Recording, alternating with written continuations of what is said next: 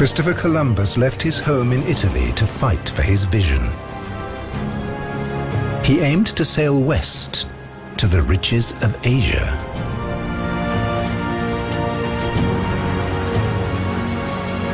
This is an era of discovery and lust for expansion, and it all began with the ambition of a queen.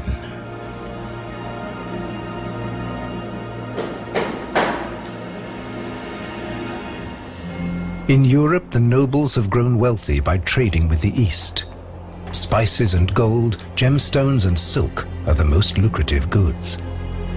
But Europeans have lost the Silk Road to the Turks, and foreign trade is in decline. The wealth of kings is in danger.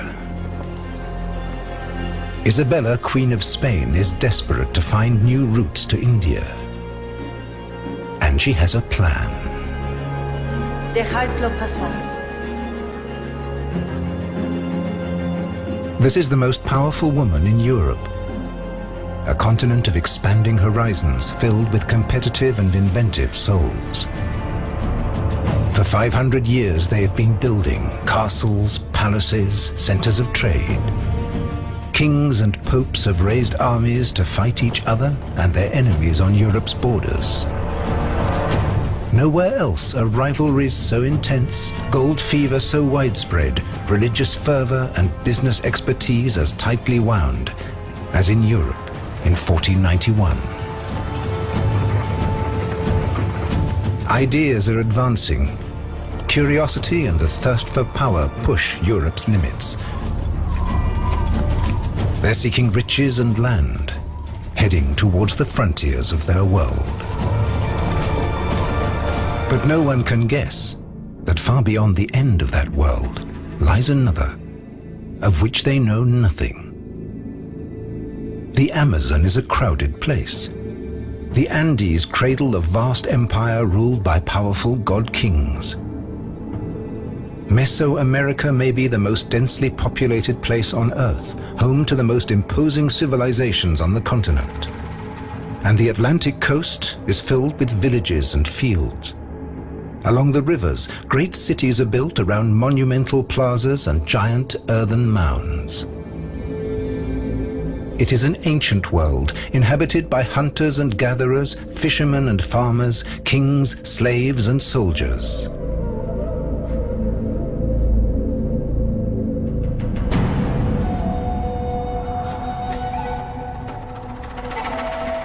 Down amongst the trees, where the Missouri, Illinois and Mississippi rivers merge, in what is today the state of Illinois, lies one of the most fertile zones of North America.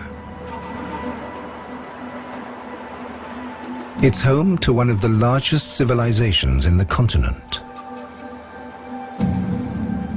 The Mississippians, mound builders from the Great Lakes to Florida, flourishing in the year 1150. The first explorers thought these great mounds were natural, carved by retreating glaciers. Now we know that they were the centerpieces of cities, cities like Cahokia, busy trading posts of earth and wood with populations of thousands of people.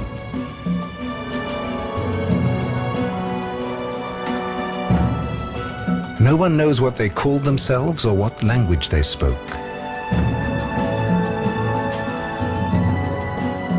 But we do know why they were successful. The Mississippians are farmers. Their staple crop is fuel for the ever-growing population. It is a plant native to the Americas, unknown to the rest of the world. Once they learned to grow it, they could stay in one place. This simple diet translated straight into the energy to build a civilization.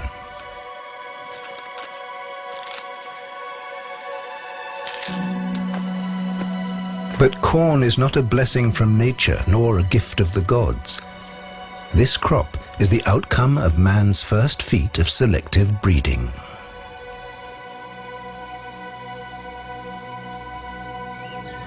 Scientists realized relatively recently that the ability to grow corn is a key to high cultures in the Americas. The staple crop in North America was corn. 6,000 years ago, ears of corn were only about as long as a person's thumb, and they were barely edible. It took thousands of years to develop a more nourishing and larger hybrid, and also a hybrid that could grow in cooler climates outside of Mesoamerica. And it wasn't until about 1,100 years ago that corn reached the Mississippi River Valley. Corn is the result of the domestication of the wild teosinte grass. Early Americans started with this spindly stalk. And over the centuries, they developed it into today's giant cob. Archaeologists and biologists are still debating how corn was achieved out of a tiny Mexican wildgrass. Corn is one of the keys to understanding American civilization. Wherever it flourishes, so do great cultures. Yet the greatest American empire of them all is found where corn cannot grow, high in the Andes.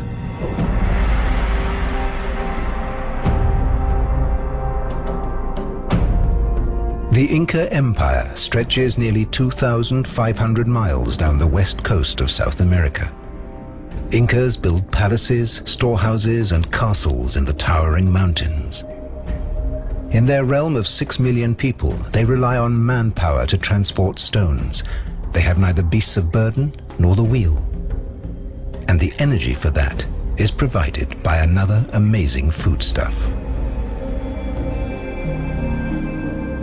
Incas are famed for their gold, but their true treasure is less glamorous.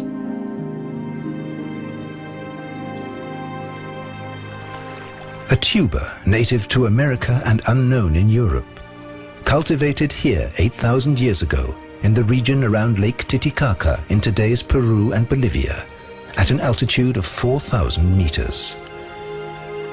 What is now a staple food in Europe was a South American invention.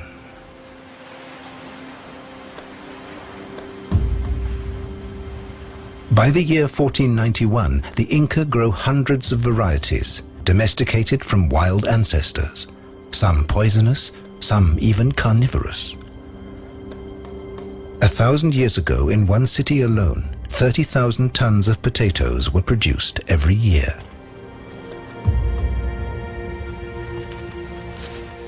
They preserved the tubers by mashing them into a substance called chuño. After harvest, potatoes are spread on straw and left out to freeze at night. During the day, they're exposed to the sun.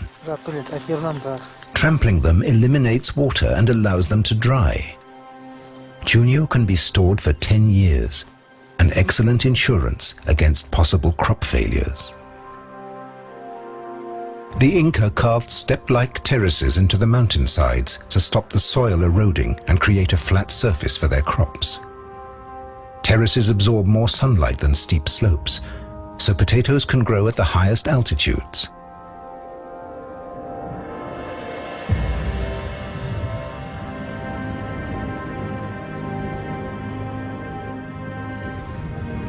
And all this is achieved by manpower alone, using wooden tools.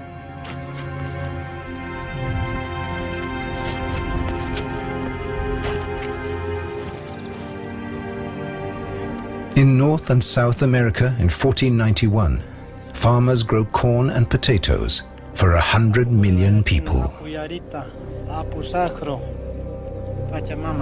There's another continent across the ocean where 100 million more people survive growing very different food, in a very different way. In this same year of 1491, Europeans have to grow food for a similar number of people, in 1/10 of the space. Europe is a busy and crowded continent. People here lack land, and what they work on is not even theirs. Most of them are farmers. Europe is filled with fields owned by the nobles or the church, tilled by peasants.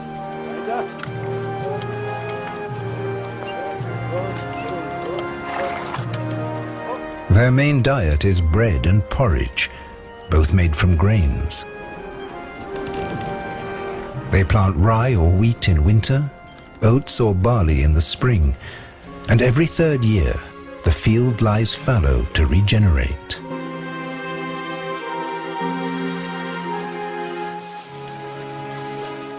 They know how to use wind and water for power.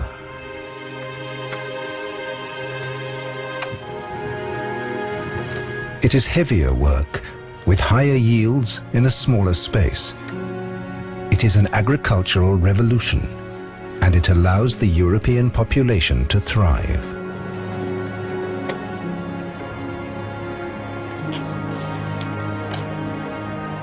And for that, one more element is essential.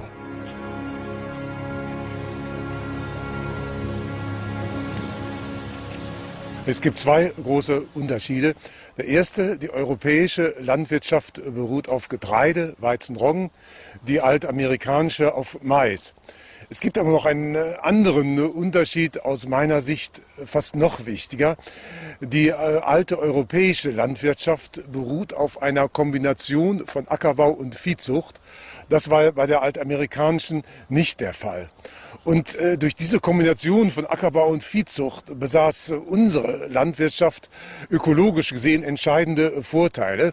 Erstens, durch das Vieh wurden die Felder immer wieder gedüngt, wurde die Fruchtbarkeit erhalten.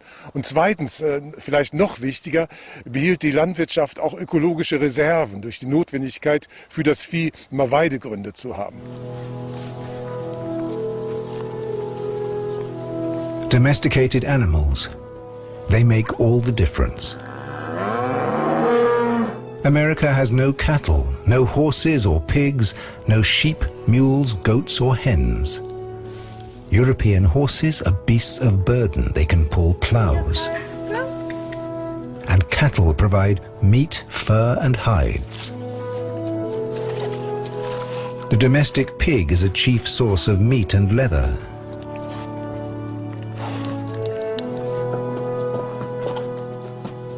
Like the sheep that needs no stable and finds its own food.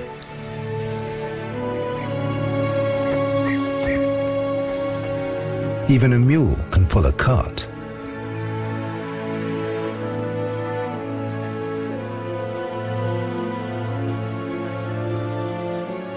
And cows give them milk, butter and cheese.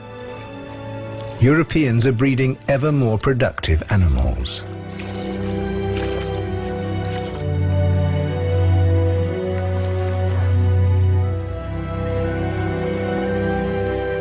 But it's not only people that domesticate animals.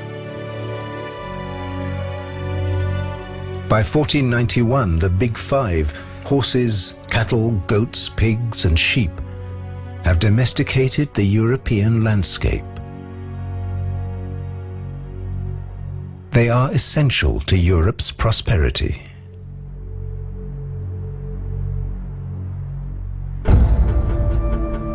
And none of these are known to North or South America.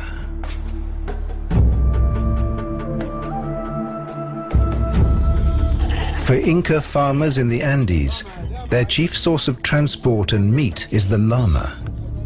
This is the biggest domestic mammal in the Americas. The llamas also offer dung for the soil and hides for clothes.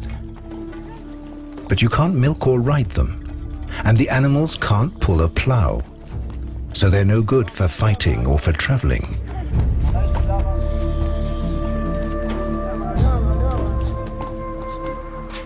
But their wool is one of the best gifts. It's warmer and lighter than sheep's wool, and produces a greater yield.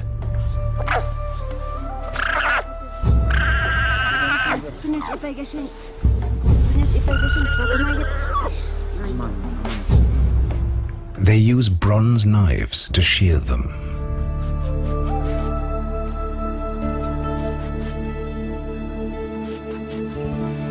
The second principal domesticated animal of the Americas is even smaller.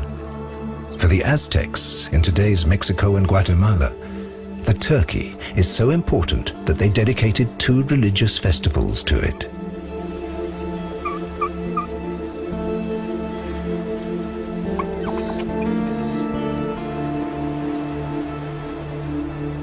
Native Americans have so few domesticated animals because the biggest native mammals in the Americas have long since died out.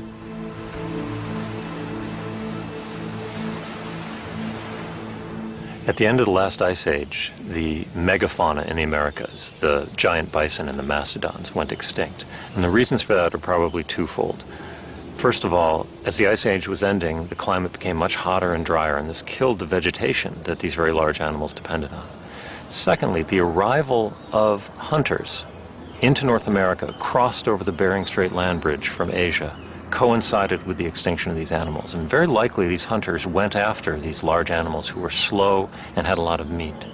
What this left in North America were animals such as bison, deer, and antelope that are not suited to domestication. The animals that remain have one thing in abundance: space. From the glaciers of the Arctic North to the Great Plains of today's Midwest, gigantic herds thunder across North America in search of food.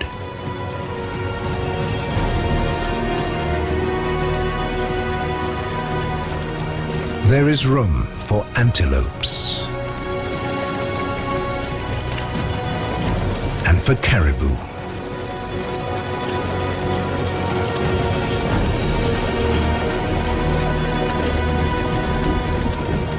And there is room for bison.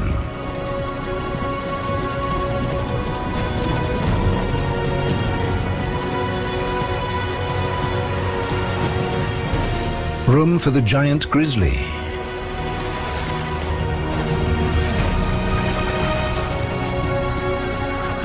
And in the sky above, for flocks of birds that block out the sun.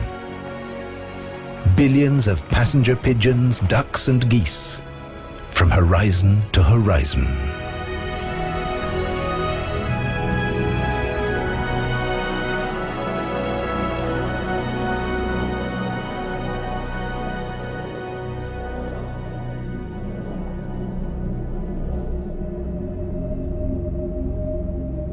In 1491, they are hunted by hundreds of Native American tribes, village dwellers in the forests of the Northeast and nomads on the plains.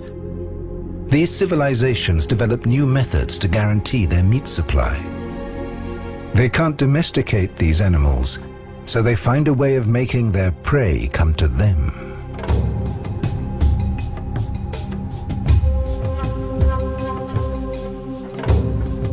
When they notice that grass grows better after being burnt by lightning strikes, they start to burn the prairies themselves. Many tribes such as the Sioux, Cheyenne, Comanche, Shoshone or Blackfoot burn the central plains and the prairies to increase their spread.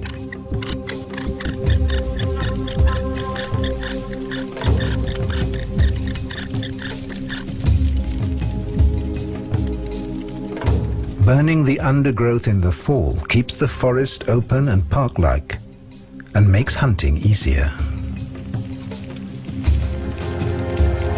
Burning the prairie creates lush grassland.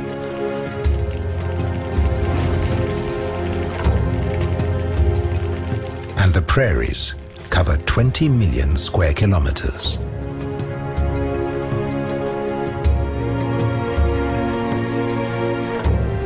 The new rich pastures will lure and increase the numbers of herbivores, as well as the predators that feed on them. America in 1492 was not a pristine wilderness. That's a romantic myth. It was in many ways a managed landscape. Natives regularly burned the forests and the prairie in order to attract game.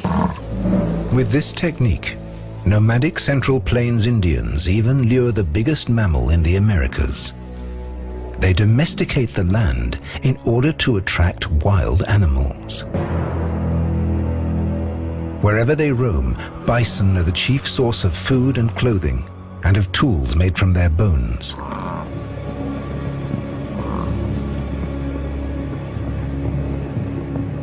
The bison thrive. By 1491, North America is home to perhaps 30 million.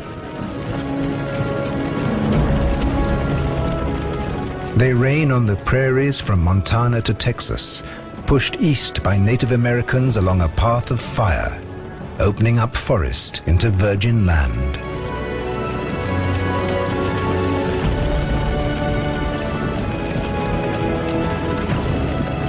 The bison have gained a new habitat, far beyond their original range.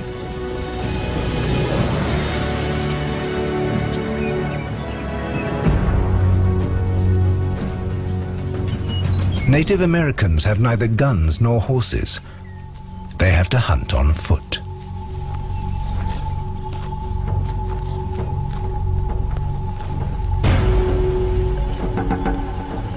They dress in hides, and they hunt with the bow and arrow or the spear, all made of wood and leather, bone and stone.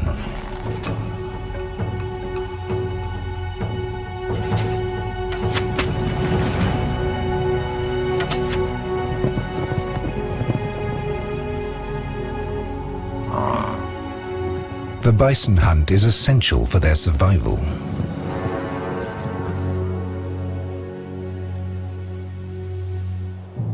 Over in Europe, hunting is not about survival. They hunt if they're noblemen, for sport, for pleasure and prestige.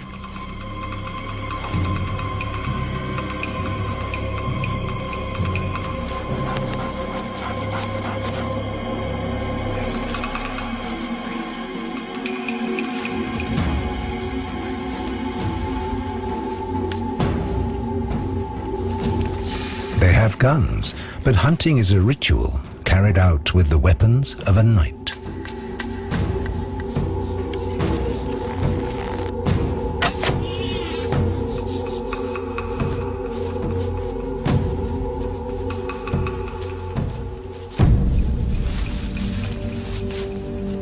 And only the nobles are allowed to hunt.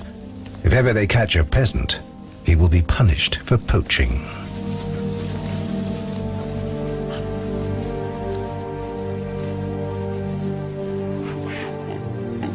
Unlike in America, there's no room here for an abundance of wildlife, for endless herds. Wild animals are retreating into forests. In Europe, the land is man-made. Agriculture and cities push the wildlife back.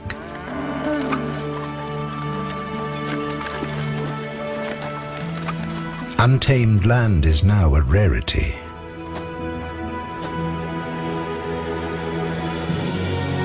But they have one other major food supply. Fish should be a cheap and abundant diet for every social class in Europe. Christianity, the common religion all over Europe in 1491, approves of fish. Eating meat is banned on more than 100 days a year. The demand for fish is huge.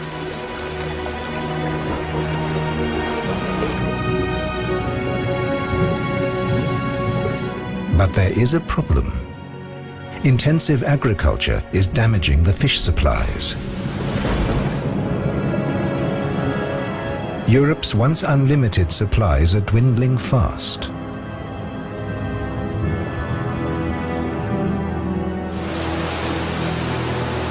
What happened to the fish stocks in Europe? As people started to grow crops and cut back the wild woods, this released huge amounts of sediment into the watercourses, which changed them from being fast, clear-flowing rivers and streams into slow, turbid rivers and streams. And the freshwater fish found a problem with this, particularly migratory species that came up from the sea to spawn in rivers, animals like salmon and sturgeon. There was another factor which also cut down the supplies of these migratory fish, and that was that people started to build dams along rivers, and when that happened, the migration runs were blocked and the populations declined. Once they had emptied and polluted their lakes and rivers, they turned to the sea. For the first time, they started intensive sea fishing.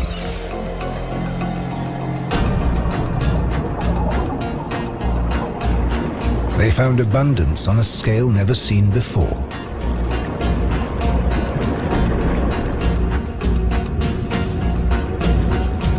And they exploited it. Cod and herring from the North Sea were the first to be fished. Every 5 years, catches doubled.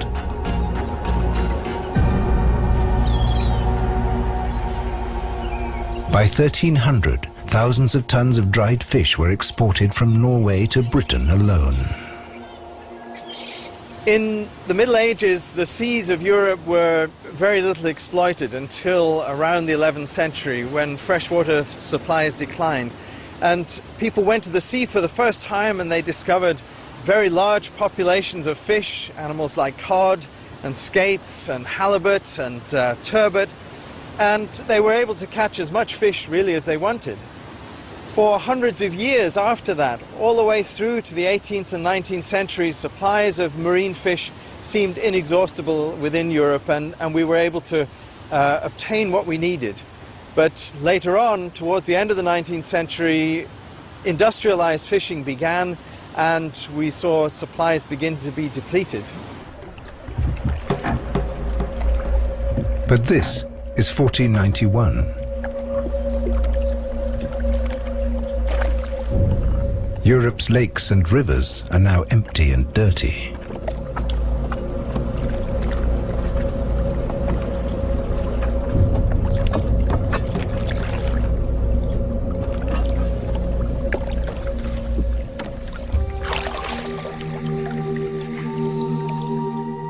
In the Americas, fishing is not an industry.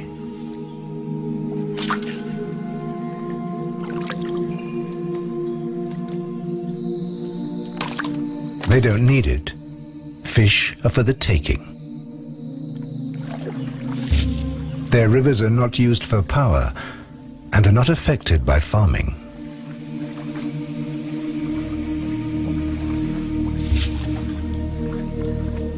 Native Americans transport their fish far away from the coasts and waterways into the interior, high up into the mountains.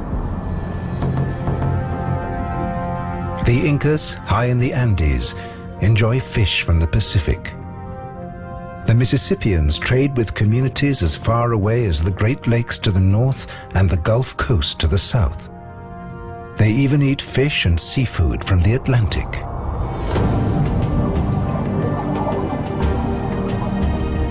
Here too there is space for abundance. The waters teem with fish and with whales, dolphins, and manatees.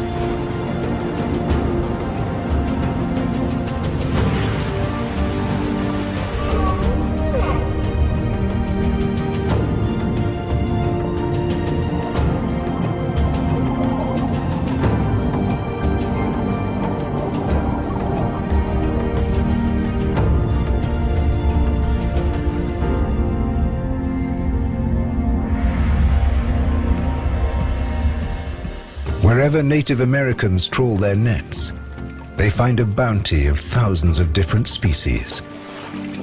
Menhaden, channel catfish, and sheephead.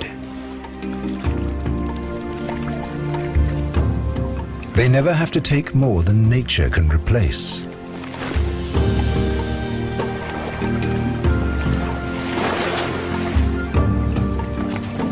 North and South America look like a primitive paradise.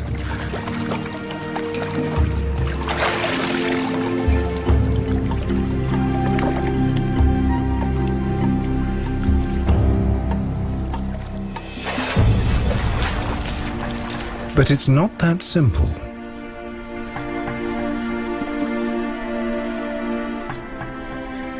The greatest numbers of fish live in the Amazon, the largest river in the Americas, and the most voluminous in the world.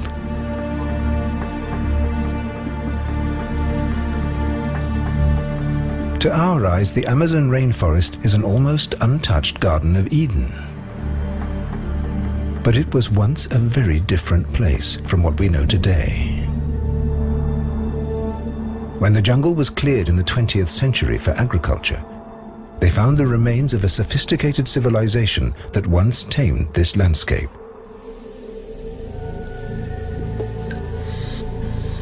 In 1491, this area is home to thousands of people. They tend orchards with all kinds of fruits, papaya, mango, cocoa, with nuts and palms.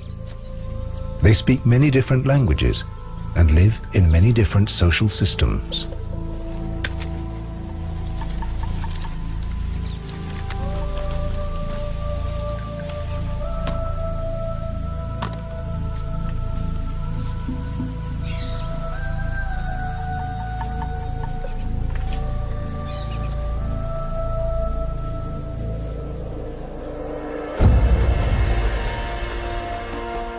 Their tightly packed settlements cover an area of 120,000 square kilometers. They're linked by raised causeways, bridges and canals. Much of this is natural savanna created by annual flooding. But they have expanded the grasslands, regularly setting huge areas on fire. By 1491, they have created an ecosystem of plant species adapted by fire that cannot exist in nature. Eventually, the jungle will reclaim it.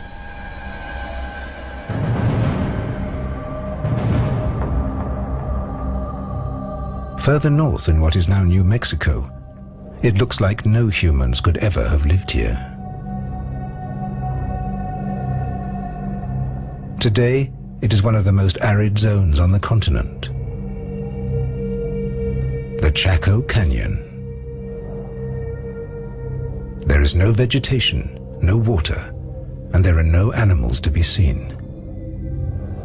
And it was already like this in 1491. But once, this area looked completely different. This is the story of a civilization that developed as far as it could, used its resources as well as it could, and still declined.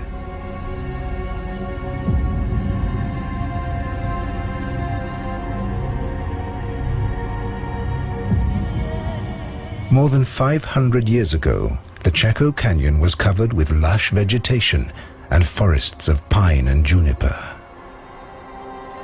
This fertile area was home to the Anasazi. From the year 700 on, the Anasazi built the highest and largest buildings in North America. One is several stories high and has 800 rooms that overlook the majestic canyon. 1,000 people lived here. They had no beasts of burden to transport materials. Thousands of felled trees were dragged down to the Chaco Canyon on men's bare backs. There is no account of their lives or of their disappearance. But environmental historians can tell us what happened. By counting tree rings and analyzing rat nests.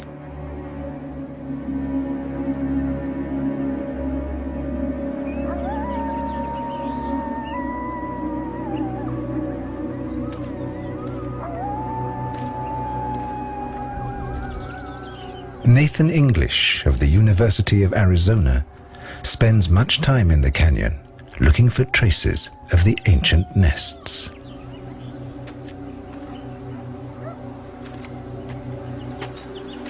Our interest in Chaco Canyon is to learn more about how the ancestral Puebloans live, and there's a number of ways we can do that. We can do that through traditional archaeology, where we dig up ruins and sites, or we can also look at what the environment was like around the ancestral Puebloans. And the way we do that is by looking at pack rat middens.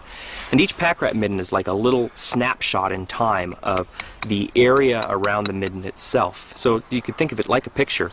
And the middens can be up to 40,000 years old in some places.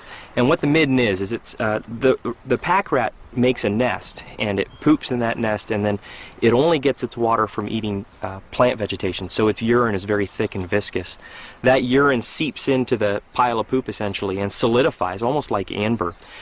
In the meantime, the pack rat is also collecting things, the plants around it, also pot shards, sometimes even corn or seeds of squash. And those macrofossils are incorporated into the midden. So we go out, we collect the midden, and then we examine the macrofossils in that midden to look at what the ecology around that midden was like at that time.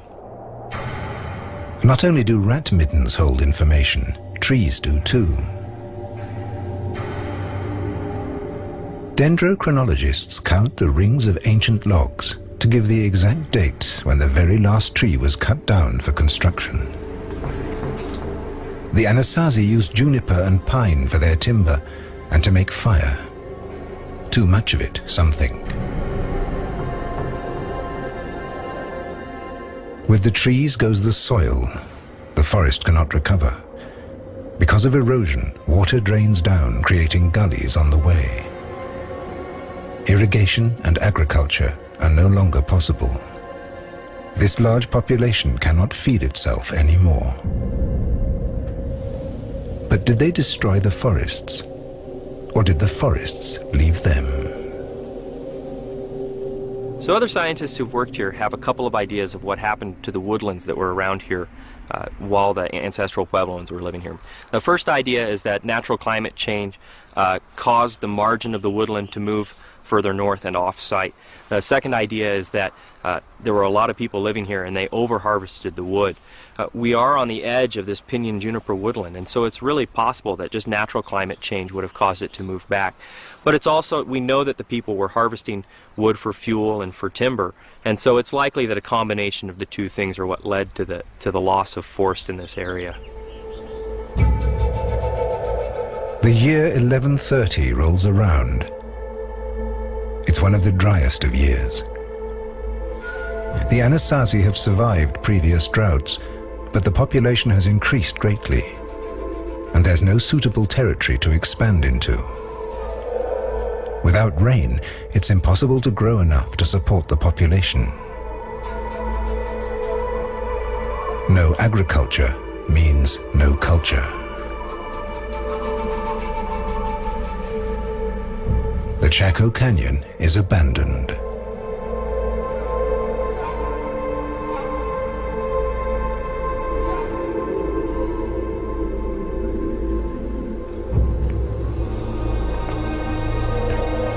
These ancient Americans cut down the last tree and moved on.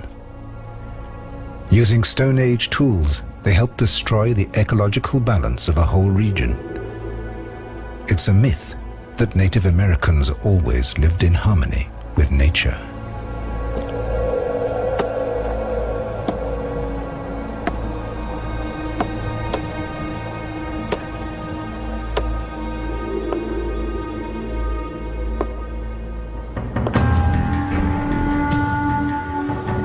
Over in Europe, they're cutting down the forests too. But it's different for them.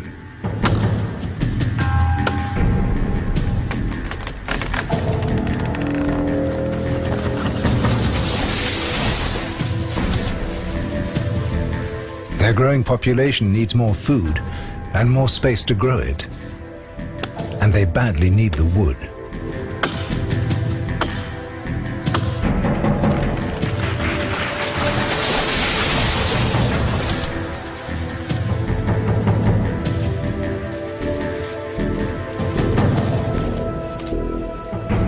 They have the tools.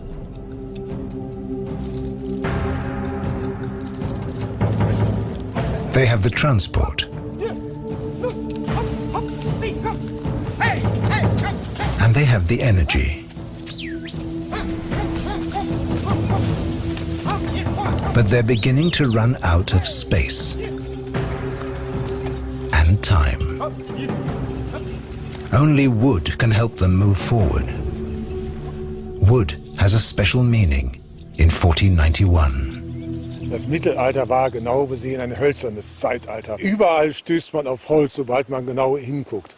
Holz war im Mittelalter der wichtigste Baustoff, der wichtigste Werkstoff und der wichtigste Brennstoff, der alleinige Brennstoff im Grunde. Man hatte noch kaum Kohle. It is an era of competition And wars use up forests too. Whole armies are equipped with bows of yew wood. The yew tree is almost exterminated in Europe. Armies need iron weapons, and smelting ovens burn day and night, fueled with wood.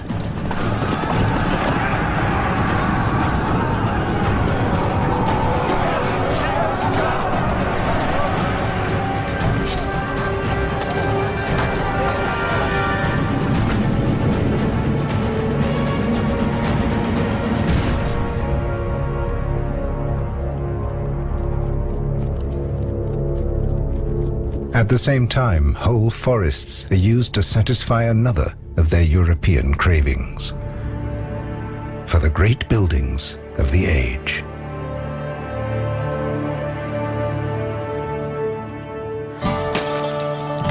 The cathedrals in the cities are made of stone, yet they absorb millions of logs for their bases and frames. Larches are needed for roof supports. Solid logs of oak, alder and elm are sunk into the ground to create foundations. Wood is indispensable for pillars and ceilings, posts and roof panels, axe handles and cartwheels.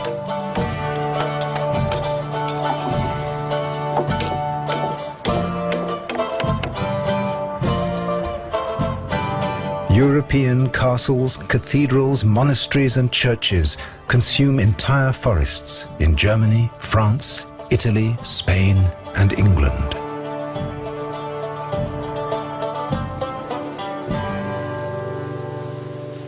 But who owns the European forests?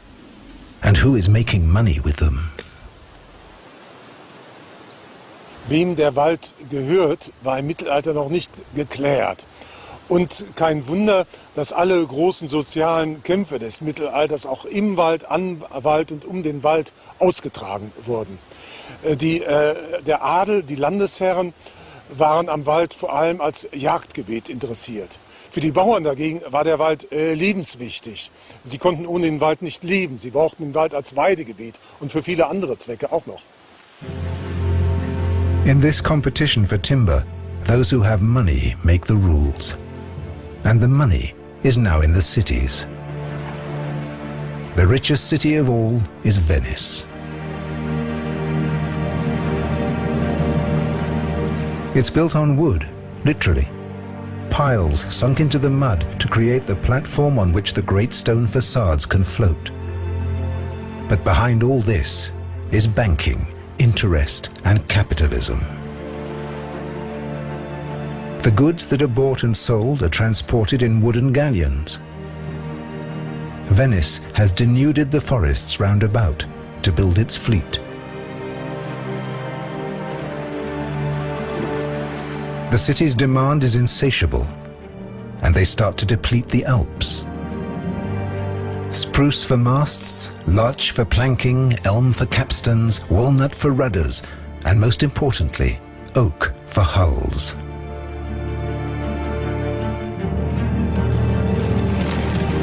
When that is not enough, they cut a swathe across Europe, all the way from the Adriatic to the Baltic.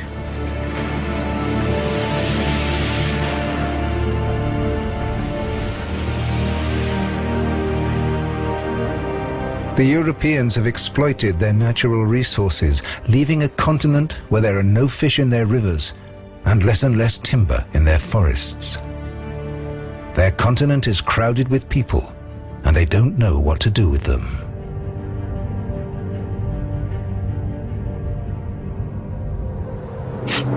Nowhere else in the world are rivalries between princes and kings as intense, curiosity and greed as widespread, and religious fervor and business expertise as tightly wound as in Europe in 1491. And for the first time, the common people have a hunger for new ideas. The printing press is invented, books take hold, and literacy spreads. But where do they go from here?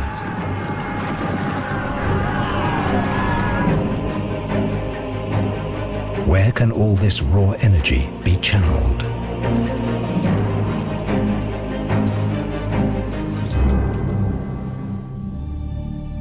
This is the time when European kings and queens send explorers beyond the horizon to expand and enhance their power. Some explorers go around Africa to find the sea route to Asia. One has the vision to sail west to arrive in the east. He is a seaman from Genoa, a fervent amateur who has the crazy idea of sailing into the unknown to reach India. Christopher Columbus has spent 5 years trying to persuade the one person who can finance his voyage. Isabella, Queen of Spain, finally agrees.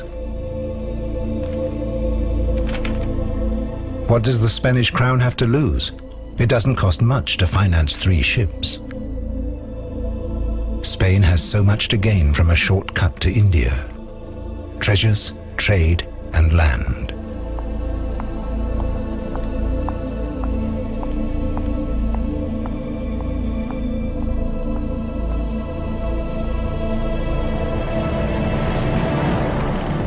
At first, no one wants to board his ship. Finally, he drags together a motley crew of 87 men, illiterates, petty criminals, even murderers, who choose probable death at sea in preference to the gallows. Many are soldiers with nothing to do since Spain expelled the Moors just months before. Now they're soldiers of fortune.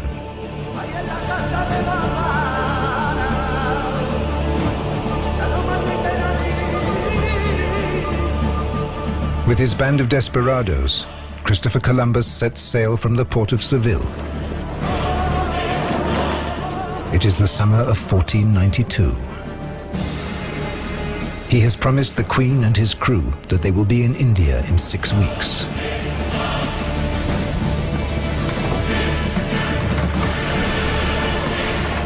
Columbus is the one who discovers America, but it is the people who come after him and what they bring with them that will transform the New World.